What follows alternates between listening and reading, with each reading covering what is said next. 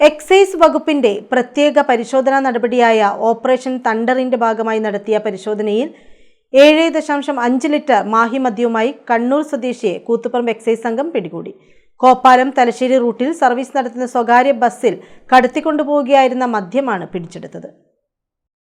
രഹസ്യ വിവരത്തിന്റെ അടിസ്ഥാനത്തിൽ മൂഴിക്കരയിൽ വെച്ച് ബസ് തടഞ്ഞു നടത്തിയ പരിശോധനയിലാണ് മദ്യം കണ്ടെത്തിയത്. കണ്ണൂർ ആദികടലായി സ്വദേശി ഗിരീശനാണ് പിടിയിലായത്. ഇയാളുടെ കൈവശമുണ്ടായിരുന്ന സഞ്ചിയിൽ ഒളിപ്പിച്ച നിലയിൽ 150 മില്ലി വീതമുള്ള 30 കുപ്പി മാഹി മദ്യമാണ് എക്സൈസ് സംഘം കണ്ടെത്തിയത്.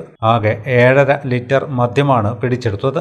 സംസ്ഥാനത്ത് അനധികൃത മദ്യക്കടത്തും വിൽപ്പനയും തടയുന്നതിനായി എക്സൈസ് വകുപ്പ് ശക്തമായ പരിശോധനകൾ തുടരുന്നതിനിടെയാണ് ഈ പിടികൂടൽ. പിടിയിലായ പ്രതിക്കെതിരെ അബ്കാരി നിയമപ്രകാരം കേസെടുത്തതായി എക്സൈസ് അധികാരികൾ അറിയിച്ചു. കൂത്തുപറമ്പ് എക്സൈസ് ഇൻസ്പെക്ടർ പി ഷിംനയുടെ നേതൃത്വത്തിൽ നടത്തിയ പരിശോധനയിൽ IB assistant excise inspector U Shaji, preventive officer P Aneesh Kumar എന്നിവരും പങ്കെടുത്തു.